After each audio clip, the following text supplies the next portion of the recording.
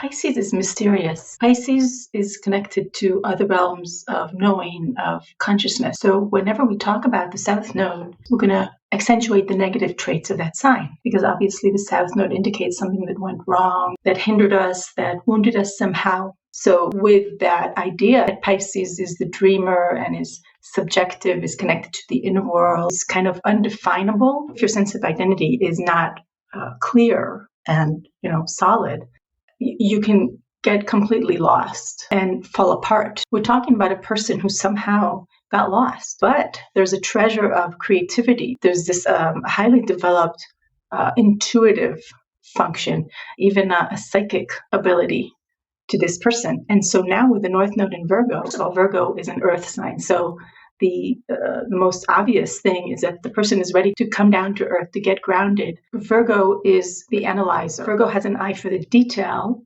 and it's discerning. It knows how to separate the wheat from the chaff. The calling is now you take all those gifts and use them in a concrete way to develop a craft, because Virgo is the craftsperson. It's the perfectionist, in order to really offer something of good use to the world. We always say that Pisces is spiritual, but the Virgo path, the high path of Virgo, is also spiritual because it is about service to the world. So if you resonate with this, if you have this configuration, leave your comments below, and I will see you next time.